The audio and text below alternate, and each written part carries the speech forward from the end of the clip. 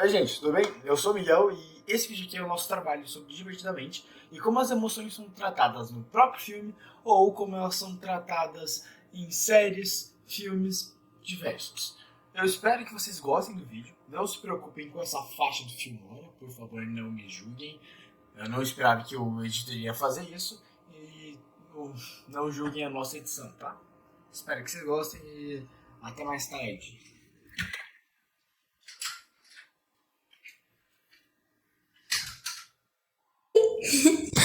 Eu sou a Alegria. Gente, vamos agora fazer uma análise de como que é a alegria no filme Divertidamente. Bom, a alegria já se mostra como o primeiro sentimento ali, logo quando a Riley nasce. Isso quer dizer o quê? Que a alegria pode ser o sentimento mais genuíno que a gente tem. Quando vemos uma criança, a gente não fica alegre? As crianças estão sempre brincando, se divertindo. Uma alegria, ó, sem igual. Bem como isso também se mostra na própria vida da Riley. A vida dela inteira, desde a infância, sempre com cores bem coloridas, bem vívidas. Os sons na animação são bem estourados, tal, com aquela emoção, aquela coisa divertida e tudo mais. Até mesmo as estações do ano seriam considerados um pouco mais frios, um pouco mais distantes e tal, como o exemplo o inverno, ele utiliza cores mais frias, porém em tons claros, demonstrando que mesmo ali a Riley estava feliz. A gente vê que na sala de comando, lá da cabecinha dela, é a alegria, que sempre está ali comandando tudo. Isso demonstra o quê? Muito provavelmente o nosso desejo de ser feliz sempre. Quem aí quer ficar triste alguma vez? Tem alguém aí que gosta de se machucar? Normalmente a gente quer sempre estar feliz, se divertir, fazer coisas legais. Por isso que a alegria fica sempre no comando do cérebro da Riley. Esse desejo inconsciente de tudo sempre dar certo. Porém, a alegria não é toda amarelinha. A gente vê que tem ali uma parte dela com uma corzinha diferente. O cabelo dela é azul, demonstrando a tristeza. Demonstrando assim que ninguém consegue ser feliz o tempo inteiro. Por conta das adversidades, ou por conta da gente mesmo quando acorda um dia que não tá muito bem, acorda meio doente, ou só muito cansado. Ninguém consegue ser feliz o tempo inteiro. Mas e aquela parte onde a alegria sai da sala de controle? A gente vê nesse momento a mudança de expressão do rosto da Riley. E dali pra frente, tudo começa a mudar. As roupas dela, que antes eram tão coloridas, tão chamativas, começam a se tornar com cores mais amenas. Começam a ter mais tons de cinza, de azul escuro, de preto. E também, mesmo que algumas cores mais coloridas, como ela ainda utiliza amarelo no casaco de chuva dela, mas aquele amarelo mais fechado, aquele amarelo mostarda, aquele amarelo mais escuro, demonstrando realmente a falta de alegria na vida dela. Ah, fala sério, quando vocês veem esses vestidos coloridos aqui, lindos que as mulheres usam e tal, floridos, tudo colorido, o que vocês falam? Que roupa alegre, roupa mais de primavera, de verão, bem como aquelas roupas em cores mais cinzas, cores marrons, aquelas cores mais terrosas, remetem o quê? Uma pessoa mais reservada e tal. Isso se demonstra muito no filme nas roupas dela. E também no ambiente. Um ambiente que mesmo no inverno costumava ter tons claros para demonstrar a alegria, começa a ficar um ambiente mais frio, mais nublado, mais chuvoso, as cores mais apagadas. As pessoas ao redor dela começam a ficar mais assim. O filme traz isso tudo como uma falta de alegria. Agora vamos dar uma olhadinha em outro sentimento? Opa! Oi, gente, tudo bem? Voltei aqui, fui pegar uma canequinha de água. Espero que vocês tenham gostado do que a Isa tenha falado. Assim, eu vou falar como a Riley é mostrado nos filmes e vou aproveitar para poder engajar e falar mais sobre o vermelho e o que ele expressa, quais são as emoções que ele expressa e como ele é mostrado nos filmes. E assim, o vermelho, ele nos lembra muito perigo, sangue, amor e raiva, e assim vai. O filme Divertidamente ele focou apenas na raiva, ele tratou o vermelho apenas como a raiva, e assim, eu vou me aprofundar um pouquinho mais sobre o que o vermelho ele traz pra gente. Assim, o vermelho é uma cor intensa, então ele trata de emoções fortes, então você fica muito bravo, ou você fica muito bravo, é isso. E assim, ele é muito utilizado nas marcas que querem mostrar assim uma vida intensa, eles querem te dar uma vida intensa, fortes aventuras, mas não de risco imediato.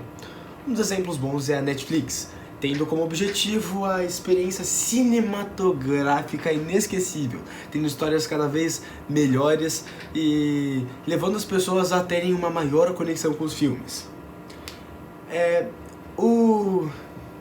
No filme Uma Odisseia no Espaço, de 2001, quando o protagonista ele tenta entrar na sala, as cores da sala elas são vermelhas. E aquilo está indicando o perigo iminente, a proibição, o quão errado aquilo é. E você pode ver que está muito estampado a cor. E até no visor dele aparece muito claro do quão errado aquilo é. E assim, não é apenas em Odisseia que o vermelho é apresentado assim. Em Breaking Bad, as coisas elas têm muita influência na série. E assim, muita influência mesmo. Cada personagem tem uma paleta de cor falando mais sobre o personagem. Se o personagem é depressivo, se o personagem é alegre, psicodélico ou tradicional. E assim vai.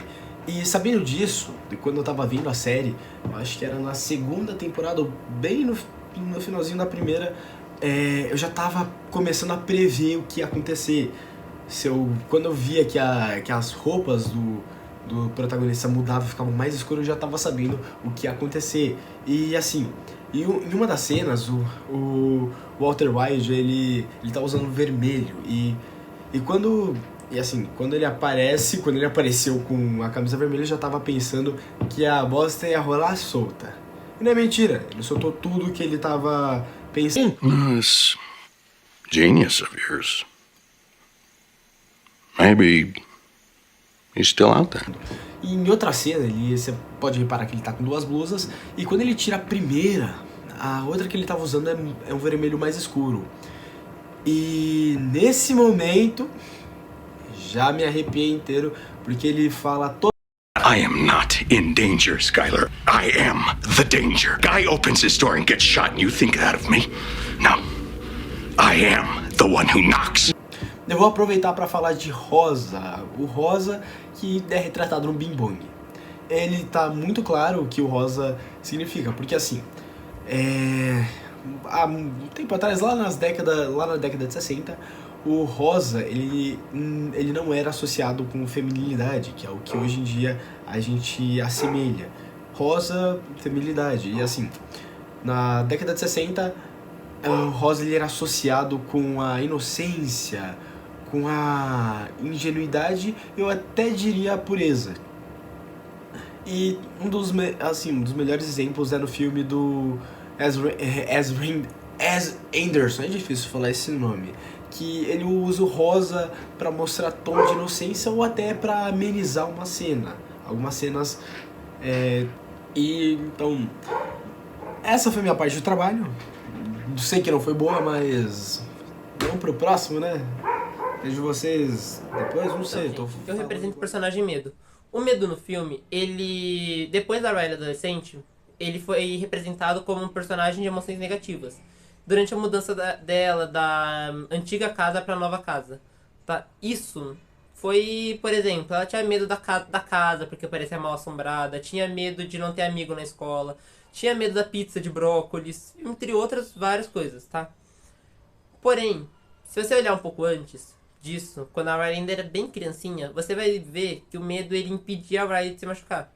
Por exemplo, teve uma cena no filme que a Riley tava com o carrinho dela correndo pela sala e tinha um fio na frente dela. O medo, quando ele viu isso, ele foi lá e fez a Riley parar. Nessa que ela parou, ela passou pelo fio com cuidado, aí sim ela voltou a correr, mas ela não se machucou com o fio, olha o lado bom. Aí, o medo, ele é representado com a cor roxa na série, que isso tem até um lado levado pra psicologia, que seria a entendimento da cor roxa dentro da psicologia. Em teoria, eles têm dois, tá? Que seria o que a cor roxa representa. Primeiramente, eles teriam que seria o lado místico, alguma coisa mágica, algo sobrenatural. Não nos interessa tanto esse lado, vamos olhar pro outro. Que seria a experiência, tá? Sabedoria, tá? Esse é o outro significado da cor roxa. Como você pode ver, o medo, ele é realmente... Ele é um personagem extremamente sábio, ele é... Por mais que ele tenha muito medo das coisas, ele sempre pensa tudo pelo bem, pra não se machucar, pra não acontecer nada com ele, pra esse tipo de coisa, tá? E esse é o principais características do personagem medo. Oi, eu sou o Enzo. Vou falar um pouco sobre como a cor verde é associada ao nojo, no geral, nas diversas formas de mídia. A cor verde em mídia pode ter muitas interpretações, muitos significados, mas a maioria deles envolve emoções como desconforto, desgosto, incômodo, por mais que seja algo cômico. Um ótimo exemplo é Caça-Fantasmas, onde um dos personagens mais famosos da franquia, o Geleia, é verde. E ele é... Bom, o nome dele é autoexplicativo. Ele chama Geleia por um motivo. Ele solta ectoplasma por todo lugar e é claramente uma substância gosmenta, viscosa e nojenta, no geral. Outros espectros, fantasmas e o que quer que tenha no filme também possuem essa coloração mais esverdeada. E assim, às vezes não é nem uma substância semilíquida, digamos assim. Por exemplo, em um dos filmes, eu lembro que tinha umas gárgulas que soltavam um raio verde. Apesar disso não passar nojo necessariamente, passava desconforto por causa da situação da ambientação e o propósito dos raios. Então dava um certo desconforto, você falava, nossa, eles vão invocar o bichão. Então não deixava muito, posso dizer, feliz, digamos assim. Entretanto, essa franquia de filmes não é a única que pode ser citada. Existem vários outros. A maioria dos filmes de alienígena, o sangue é verde, geralmente viscoso, às vezes ácido, corrosivo de alguma forma, e até mesmo nos jogos essa característica segue, sendo verde, geralmente um verde mais escuro, menos vívido, associado a tóxico, químico, algo que vá, por exemplo, envenenar o seu oponente. Quando você pensa em veneno, você pensa em verde. Quando você pensa em cosmo, você pensa em verde. Às vezes esse verde é um tanto quanto amarelado, mas geralmente é majoritariamente verde. Oi, eu sou a Tristeza e eu não sei direito como começar, porque sempre que eu falo fazer alguma coisa eu faço errado, eu me embolo, eu não consigo fazer nada direito e eu sempre tô lá e é porque eu não sei, ninguém gosta de mim, ninguém me quer por perto. Eu não sei direito como começar, mas eu sou a Tristeza. Eu já falei isso, tô repetindo as coisas. Tá, eu sempre tô lá.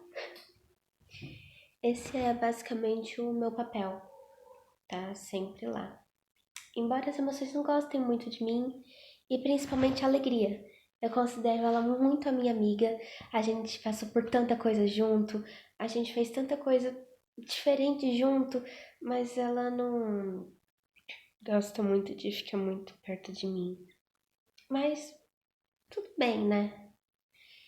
Eu tô sempre lá e também sempre tive presente na vida da Riley, principalmente depois que ela mudou de casa.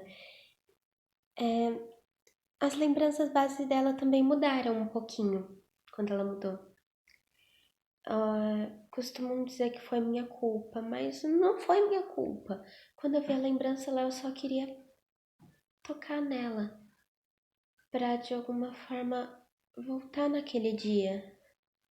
E isso deixou a Riley triste. Talvez porque ela sabia que nunca ia viver aquilo de novo. Isso é tão chato, tão depressivo. Mas esse é o meu papel. Esse é o meu trabalho, é o que eu faço. Eu não sou só ruim, eu não sou ruim. Juro pra vocês. Olha, se não fosse eu, se eu não tivesse lá, meu trabalho também é muito importante. Se eu não tivesse lá, a Riley não saberia muito bem como que é a alegria. Ela também me perdeu quando ela perdeu a alegria. E isso influenciou muito na personalidade dela. Além dela não ficar mais feliz, ela também não ficava mais triste. Ela começou a se tornar uma pessoa tão fria, sem sentimentos. Isso foi me dando uma ansiedade. Eu tenho um papel bom também. Fazer ela ter sentimentos. Fazer ela sentir saudade.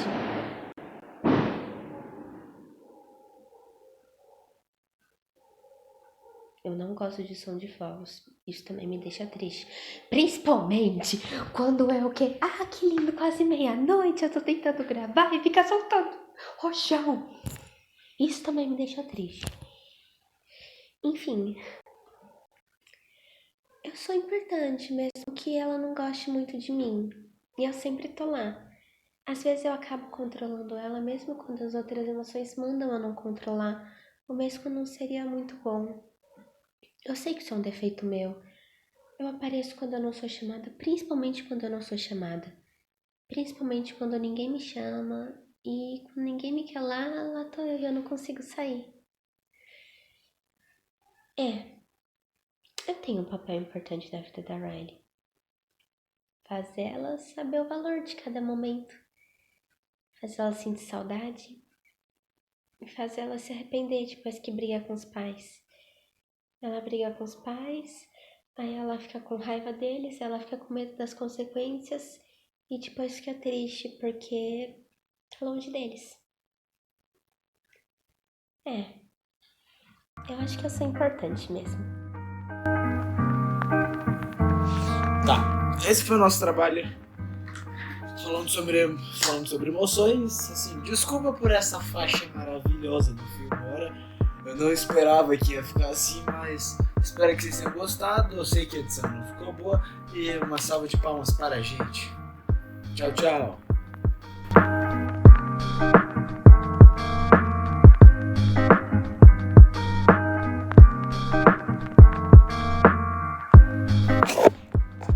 Opa, esqueci de falar boa noite. Então, gente, tenham uma boa noite e aproveitem o resto do dia, mesmo que seja noite. Tchau, tchau.